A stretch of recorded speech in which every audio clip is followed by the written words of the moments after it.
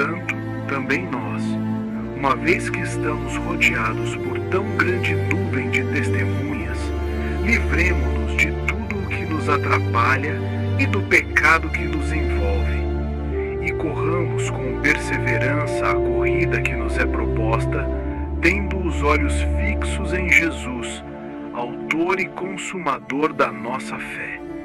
Ele, pela alegria que lhe fora proposta, suportou a cruz, desprezando a vergonha, e assentou-se à direita do trono de Deus. Pensem bem naquele que suportou tal oposição dos pecadores contra si mesmo, para que vocês não se cansem nem desanimem. Na luta contra o pecado, vocês ainda não resistiram até o ponto de derramar o próprio sangue. Vocês se esqueceram da palavra de ânimo que ele lhes dirige como a filhos.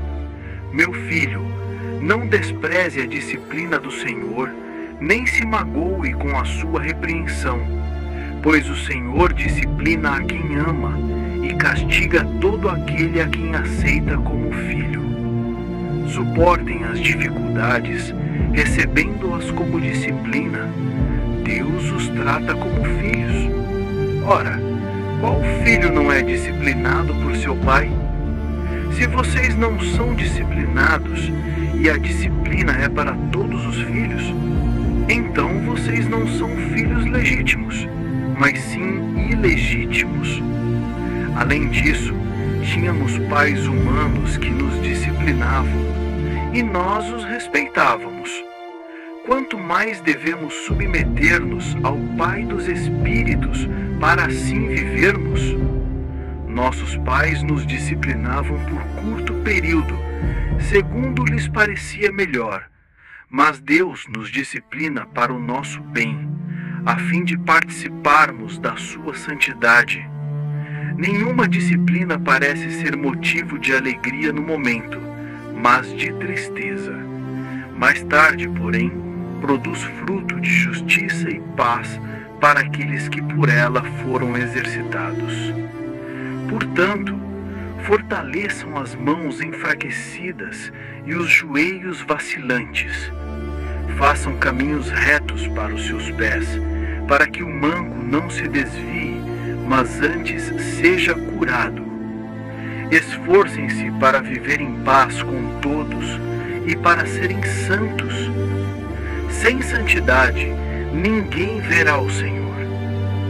Cuidem para que ninguém se exclua da graça de Deus, que nenhuma raiz de amargura brote e cause perturbação, contaminando a muitos. Que não haja nenhum imoral ou profano como Esaú, que por uma única refeição vendeu os seus direitos de herança como filho mais velho. Como vocês sabem, posteriormente, quando quis herdar a bênção, foi rejeitado e não teve como mudar a decisão, embora buscasse a bênção com lágrimas. Vocês não chegaram ao monte que se podia tocar e que estava em chamas, nem às trevas, à escuridão e à tempestade, ao som da trombeta e à voz que falou, de tal forma que os que a ouviram suplicaram que não lhes fosse dito mais nada, pois não podiam suportar o que lhes estava sendo ordenado. Até um animal, se tocar no monte, deverá ser apedrejado. O espetáculo era tão terrível que até Moisés disse: "Estou apavorado e tremo." Mas vocês chegaram ao Monte Sião, à Jerusalém celestial, à cidade do Deus vivo. Chegaram a milhares de anjos em alegre reunião, à congregação dos primogênitos cujos nomes estão escritos nos céus. Chegaram a Deus, o juiz de todos, aos espíritos dos justos aperfeiçoados, a Jesus, o mediador de uma nova aliança, e ao sangue aspergido, que fala melhor do que o sangue de Abel. Cuidado para não rejeitarem aquele que fala. Se os que se recusaram a ouvir aquele que os advertia na terra não escaparam, quanto menos nós, se nos desviarmos daquele que nos adverte dos céus.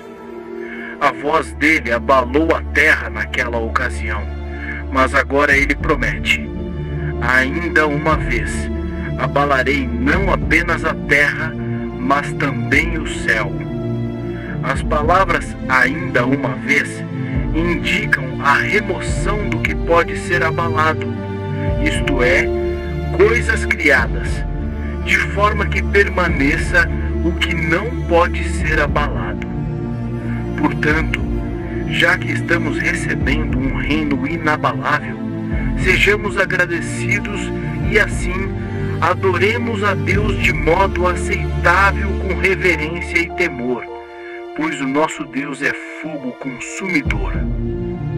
Que o amor fraternal continue. Não se esqueçam da hospitalidade, pois alguns, sem o saber, hospedaram anjos. Lembrem-se dos que estão presos, como se estivessem aprisionados com eles, dos que sofrem maus tratos, como se vocês mesmos estivessem sendo maltratados. O casamento deve ser honrado por todos, o leito conjugal conservado puro, pois Deus julgará os imorais e os adúlteros. Conservem-se livres do amor ao dinheiro e contentem-se com o que vocês têm, porque Deus mesmo disse: nunca o deixarei, nunca o abandonarei. Podemos, pois, dizer com confiança: o Senhor é o meu ajudador, não temerei. O que me podem fazer os homens? Lembrem-se dos seus líderes que lhes falaram a palavra de Deus. Observem bem o resultado da vida que tiveram e imitem a sua fé. Jesus Cristo é o mesmo ontem, hoje e para sempre. Não se deixem levar por diversos e estranhos ensinos. É bom que o coração esteja fortalecido pela graça e não por alimentos cerimoniais, os quais não têm valor para os que os comem. Temos um altar, do qual não tem direito de comer os que ministram no tabernáculo. O sumo sacerdote leva o sangue dos animais ao lugar santíssimo, como oferta pelo pecado, mas os corpos são queimados fora do acampamento. Por isso, Jesus também sofreu fora das portas da cidade, para santificar o povo por meio do seu próprio sangue. Saiamos, pois, até ele, fora do acampamento, suportando a desonra que ele suportou. Pois não temos aqui nenhuma cidade permanente, mas buscamos a que há de vir. Por meio de Jesus, portanto, ofereçamos continuamente a Deus um sacrifício de louvor, que é o fruto de lábios que confessam o seu nome. Não se esqueçam de fazer o bem e de repartir com os outros o que vocês têm, pois Deus se agrada de tais sacrifícios. Obedeçam aos seus líderes e submetam-se à sua autoridade. Eles cuidam de vocês como quem deve prestar contas. Obedeçam-lhes para que o trabalho deles seja uma alegria e não em peso, pois isso não seria proveitoso para vocês. Orem por nós. Estamos certos de que temos consciência limpa e desejamos viver de maneira honrosa em tudo. Particularmente peço-lhes que orem para que eu lhes seja restituído em breve.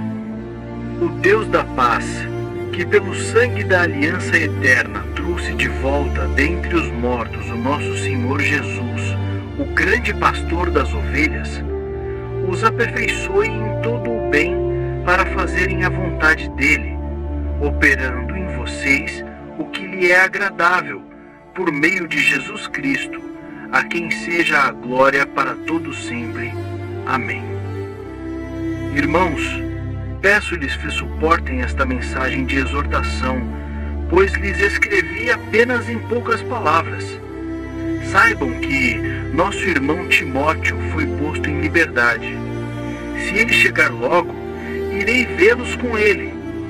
Saúdem todos os seus líderes e todos os santos. Os da Itália lhes enviam saudações. A graça seja com todos.